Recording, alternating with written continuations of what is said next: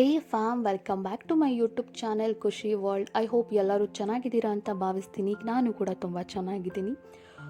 ಇವತ್ತಿನ ವ್ಲಾಗ್ನ ನಾನು ಎಲ್ಲಿಂದ ಸ್ಟಾರ್ಟ್ ಮಾಡ್ತಾ ಇದ್ದೀನಿ ಅಂತ ನೋಡ್ತಾ ಇದ್ದೀರಾ. ಏನಿದು ಸುತ್ತ ತೆಂಗಿನ ತೋಟ ಇದೆ, ಹೊಲ ಗದ್ದೆ ಇದೆ, ನವಿಲುಗಳಿದೆ. ಎಲ್ಲಿಂದ ಸ್ಟಾರ್ಟ್ ಮಾಡ್ತಿದ್ದೀನಿ ಅಂತ ನೋಡಿದ್ರೆ ಕಬ್ಬಿನ ಜಲ್ಲೆ ಅಂದರೆ ನಿಮಗೆ ಯಾವ ಊರು ನೆನಪಾಗುತ್ತೆ? ಮಂಡ್ಯ ಅಲ್ಲ. ಮಂಡ್ಯದಿಂದ ಮುಂದೆ ಇರುವಂತಹ ಪಾಂಡುಪುರ ಯಾರಿಗೆ ಗೊತ್ತಿಲ್ಲ? ನಮ್ಮ ಮೈಸೂರು, ಬೆಂಗಳೂರು, ಮಂಡ್ಯ, ಮದ್ದೂರು ಪ್ರತಿಯೊಂದು ನಿಯರ್ ಬೈ ಇರೋವಂಥ ಊರಿಗೆ ಈ ಪಾಂಡುಪುರ ಫೇಮಸ್ ಅಂತಲೇ ಹೇಳ್ಬೋದು. ಯಾಕೆ ಅಂತ ಕೇಳ್ತೀರಾ? ಪಾಂಡುಪುರ ಫೇಮಸ್ ಅನ್ನೋದು ಯಾಕೆ ಅಂದರೆ ಇಲ್ಲಿ ನೆಲೆಸಿರುವಂಥ ಆರತಿ ಹುಕ್ಕಡದ ಅಹಲ್ಯ ದೇವಿ ತಾಯಿ ಜಗನ್ಮಾತೆ. ಈ ತಾಯಿ ಶಕ್ತಿ ಅನ್ನೋದು ಅಷ್ಟು ಅಪಾರವಾಗಿದೆ. ಎಷ್ಟೇ ಕೋಟಿ ಬೆಲೆ ಬಾಳುವಂಥ ವ್ಯಕ್ತಿ ಆದ್ರೂ ಕೂಡ ಈ ತಾಯಿ ಮುಂದೆ ಬಂದು ತಲೆಬಾಗಿ ನಮಸ್ಕಾರ ಮಾಡಿ ಆ ತಾಯಿ ಆಶೀರ್ವಾದನ ಪಡ್ಕೊಂಡು ದೃಷ್ಟಿನ ತೆಗೆಸಿ ತನ್ನ ಮುಂದಿನ ಕಾರ್ಯದ ಕಡೆ ಗಮನ ಕೊಡ್ತಾರೆ. ದುಡ್ಡಿದೆ ಅಲ್ಲ, ದುಡ್ಡಿರಬೇಕಾದ್ರೆ ಯಾರು ಏನೂ ಮಾಡೋಕ್ಕಾಗಲ್ಲ ಅನ್ನೋ ಒಂದು ಹೋಪ್ ಇರುತ್ತೆ ಎಲ್ಲ ಮನುಷ್ಯರಿಗೂ. ಆದರೆ ಆ ದುಡ್ಡನ್ನು ಕಷ್ಟಪಟ್ಟು ಒಂದೊಂದು ರೂಪಾಯಿನೂ ಕೂಡಿಸಿ ಬೆಳೆಸಿ ಕಷ್ಟ ದಾರಿಯಲ್ಲಿ ನಡ್ಕೊಂಡು ಹೋಗಿರೋವಂಥ ಪ್ರತಿಯೊಂದು ವ್ಯಕ್ತಿಗೂ ಕೂಡ ಅವ್ನು ನಡ್ಕೊಂಡು ಬಂದಿರೋ ಹೆಜ್ಜೆಯಲ್ಲಿ ಎಷ್ಟು ಸ್ಟ್ರಗಲ್ಸ್ನ ಫೇಸ್ ಮಾಡಿರ್ತಾರೆ ಅನ್ನೋದು ಅವ್ರಿಗೆ ಮಾತ್ರ ಗೊತ್ತಿರುತ್ತೆ. ಸೊ ಆ ಟೈಮಲ್ಲಿ ಕೈ ಹಿಡ್ದಿರ್ತಾರಲ್ಲ, ಅವರೇ ನಿಜವಾದ ದೇವರು ಅಂತ ಹೇಳ್ಬೋದು. ದೇವರು ಎಲ್ಲ ಸಮಯದಲ್ಲೂ ನಮ್ಮ ಜೊತೆ ಇರೋದಕ್ಕಾಗಲ್ಲ, ಆದರೆ ಯಾವುದೋ ಒಂದು ರೂಪದಲ್ಲಿ ಬಂದು ನಮ್ಮ ಕಷ್ಟನ ಬಗೆಹರಿಸ್ತಾನೆ ಅನ್ನೋ ಒಂದು ನಂಬಿಕೆ. ಸೊ ಅದೇ ನಂಬಿಕೆ ಈ ಮನುಷ್ಯನಲ್ಲಿ ಇರೋವಂಥದ್ದು.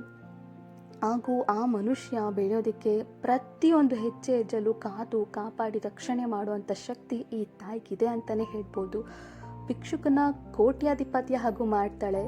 ಕೋಟ್ಯಾಧಿಪತಿ ಆಗಿದ್ದೀನಿ ಅಂತ ದುರಾಂಕಾರದಲ್ಲಿ ಮೆರೆಯೋದಕ್ಕೆ ಅಂತೇಳಿ ಹೋದರೆ ಅವನನ್ನು ಭಿಕ್ಷುಕನಾಗಿನೂ ಕೂಡ ಮಾಡ್ತಾಳೆ. ಯಾಕೆಂದರೆ ಅಮ್ಮನ ಮುಂದೆ ದೊಡ್ಡವರು ಚಿಕ್ಕವರು ಅನ್ನೋ ಭೇದ ಭಾವ ಇಲ್ಲ, ಎಲ್ಲ ಮಕ್ಕಳು ಕೂಡ ಒಂದೇ. ಈ ತಾಯಿ ಮುಂದೆ ಬಂದು ಭಕ್ತಿಯಿಂದ ಶ್ರದ್ಧೆಯಿಂದ ಏನೇ ಒಂದು ಕೋರಿಕೆಗಳು, ಏನೇ ಒಂದು ಕಷ್ಟಗಳು ಇದ್ದರೂ ಅದನ್ನು ಕೇಳೋದ್ರಿಂದ ಆ ತಾಯಿ ನಮ್ಮನ್ನು ಆ ಕಷ್ಟದಿಂದ ಪಾರು ಮಾಡ್ತಾಳೆ ಹಾಗೂ ನಮ್ಮ ಕೋರಿಕೆಗಳನ್ನೆಲ್ಲ ಈಡೇರಿಸ್ತಾಳೆ ಅನ್ನೋ ಒಂದು ಬಲವಾದ ನಂಬಿಕೆ ಈ ತಾಯಿ ಮೇಲೆ ಖಂಡಿತ ಇದೆ. ಹಾಗೂ ನಮ್ಮ ಯಾವುದೇ ಒಂದು ವೆಹಿಕಲ್ಸ್ ಪೂಜೆ ಆಗಿರ್ಬೋದು, ಪ್ರಾಪರ್ಟಿ ಪರ್ಚೇಸಿಂಗ್ ಆಗಿರ್ಬೋದು, ಮ್ಯಾರೇಜ್ ಲೈಫ್ ಆಗಿರ್ಬೋದು, ಮಕ್ಕಳ ವಿಷಯ ಆಗಿರ್ಬೋದು, ಎನಿವನ್ ಏನೇ ಒಂದು ಪ್ರಾಬ್ಲಮ್ಸ್ ಇದ್ರೂ ಕೂಡ ಈ ತಾಯಿ ಸನ್ನಿಧಿಗೆ ತಿಂಗಳಲ್ಲಿ ಒಂದು ಸಲ ಬಂದು ತಾಯಿ ದರ್ಶನ ಮಾಡಿ ಪೂಜೆ ಮಾಡಿಸಿ ಇಲ್ಲಿ ಬಂದು ದೃಷ್ಟಿ ತೆಗೆಸೋದ್ರಿಂದ ಆಲ್ಮೋಸ್ಟ್ ನಮಗೆ ಎಲ್ಲವೂ ಕೂಡ ಒಳ್ಳೆಯದಾಗುತ್ತೆ. ನಾವು ಏನೇ ಒಂದು ಕೆಲಸ ಮಾಡಿದ್ರೂ ಅದರಲ್ಲಿ ಸಕ್ಸಸ್ ಅನ್ನೋದು ಸಿಗುತ್ತೆ ಅನ್ನೋ ಒಂದು ನಂಬಿಕೆ ಕೂಡ ಇದೆ.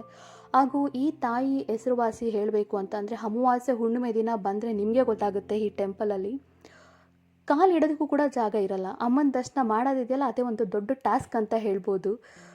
ನಾನು ಹೋಗಿದ್ದು ಬಂದು ಬಿಡುವುದಿಂದಲ್ಲಿ ಹೋಗಿದ್ದೆ. ಸೊ ಟೆಂಪಲ್ ಆರಾಮಾಗಿ ಖಾಲಿ ಇತ್ತು. ಅಮ್ಮನ ದರ್ಶನನ ಆರಾಮಾಗಿ ಮಾಡಿ ಅಲ್ಲಿಂದ ಹೊರಗಡೆ ಬಂದು ದೃಷ್ಟಿ ತೆಗೆಸ್ಕೊಂಡೆ. ಎಲ್ಲರಿಗೂ ಕೂಡ ದೃಷ್ಟಿ ಅನ್ನೋದು ಹಾಗೆ ಆಗಿರುತ್ತೆ ಅಲ್ಲ, ಯಾವುದಾದ್ರೂ ಒಂದು ವಿಷಯಕ್ಕೆ. ಸೊ ಆ ದೃಷ್ಟಿನ ಇಟ್ಟು ಮುಂದೆ ಹೋದರೆ ನಮ್ಗೆ ಯಾವೊಂದು ಕೆಲಸದಲ್ಲೂ ಸಕ್ಸಸ್ ಅನ್ನೋದು ಸಿಗಲ್ಲ. ಸೊ ಮಂತ್ಲಿ ಒನ್ಸ್ ಈ ತಾಯಿ ಸನ್ನಿಧಿಗೆ ಬಂದು ಅಮ್ಮನ ದರ್ಶನ ಮಾಡಿ ದೃಷ್ಟಿನ ತೆಗೆಸ್ಕೊಳ್ಳಿ, ಎಲ್ಲರಿಗೂ ಒಳ್ಳೆಯದಾಗುತ್ತೆ. ಹಾಗೂ ನನ್ನ ಈ ವ್ಲಾಗ್ನ ಇವತ್ತಿಗೆ ಹೆಣ್ಣು ಮಾಡುವಂಥ ಟೈಮ್ ಬಂದಾಯಿತು. ಥ್ಯಾಂಕ್ ಯು ಸೋ ಮಚ್ ಈ ವ್ಲಾಗ್ನ ನೋಡಿದ್ದಕ್ಕೆ. ಐ ಹೋಪ್ ಏನಾದರೂ ಮಿಸ್ಟೇಕ್ ಇದ್ದರೆ I am very sorry. Thank you so much. Love you all. ನನ್ನ ಚಾನೆಲ್ನ ಸಬ್ಸ್ಕ್ರೈಬ್ ಮಾಡಿ.